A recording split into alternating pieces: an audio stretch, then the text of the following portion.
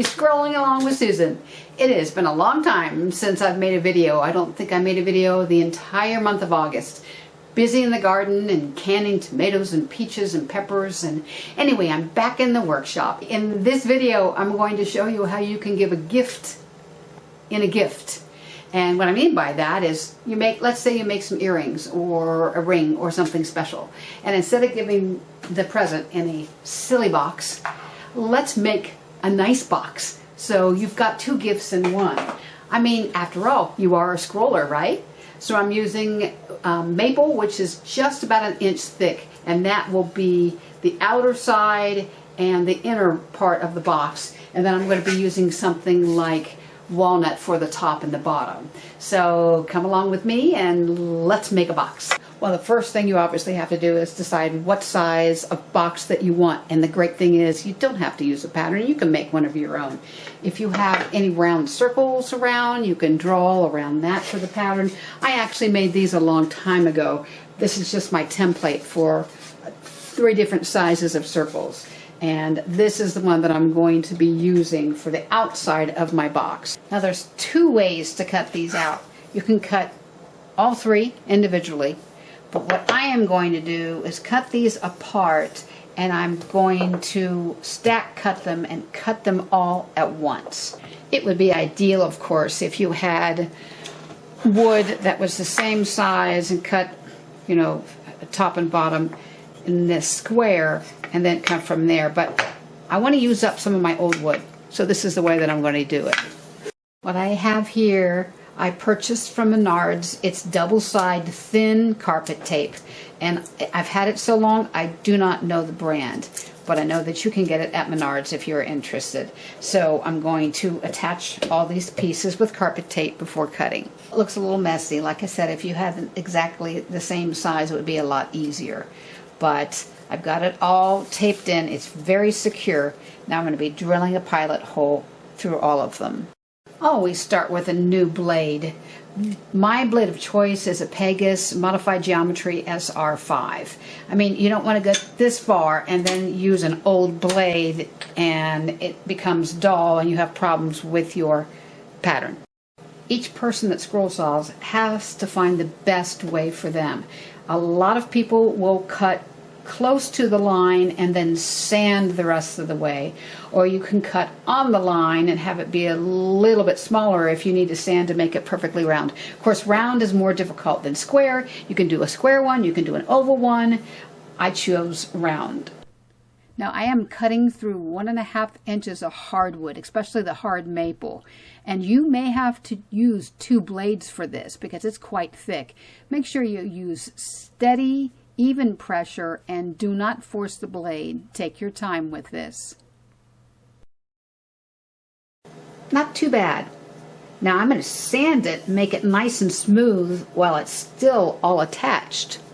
I need to decide which one I want to have on the top and which one I want on the bottom. This is the prettiest. I'm going to have this for the top. So I'm going to be curving over the edges to make it nice and smooth. But I have here is a belt disc sander. And over here I have a bench grinder with some sleeve attachments with different sizes of sandpaper on them. I'll be using these 2 mainly. You need to make sure your disc sander table is at 90-degree angle. Make sure you're wearing some kind of a eye and mouth protection so you're not breathing in all of this sawdust.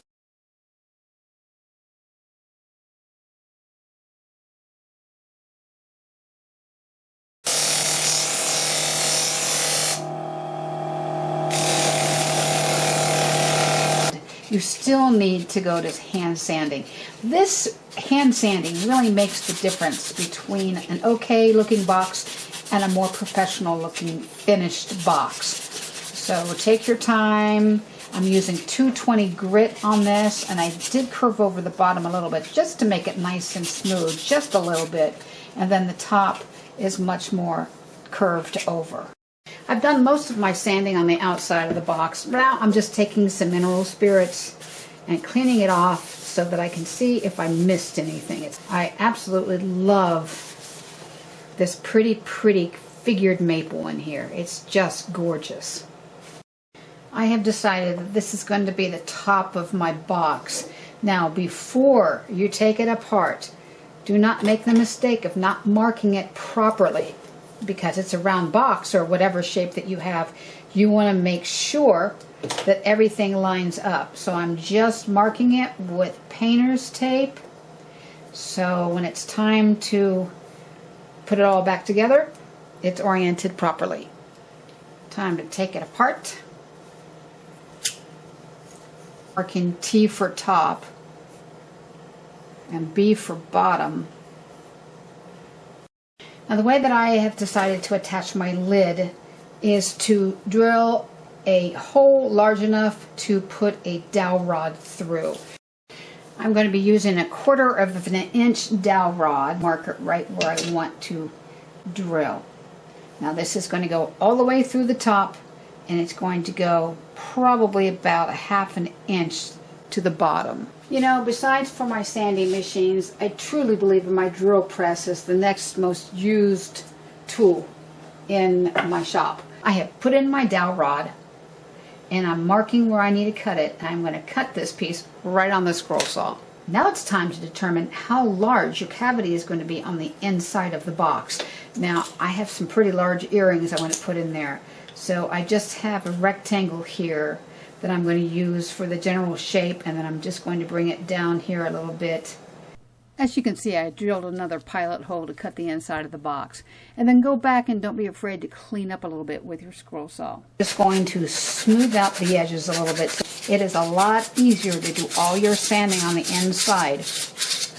And do that before you attach the bottom. Before you glue your pieces together, make sure there's no sawdust left on any of the pieces, so you have a good, nice clean fit. And I'm just putting Titebond 2 on the bottom part of the middle.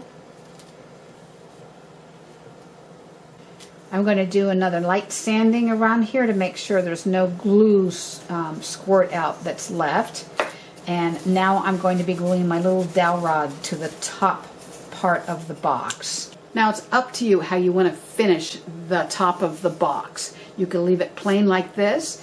You can cut it out and inlay some resin on the inside, or you can actually do an inlay into the top piece, or design something and glue it on top. So there's lots of options, and for the sake of this video being a little bit shorter, I'm just going to leave it plain. I must admit, one of the hardest parts for me is I waited too long to clean up the glue on the inside, and I've spent a good 20 minutes scraping it out. And so I suggest that after you glue it, try to get rid of that when it's still soft. It'll be a lot easier for you.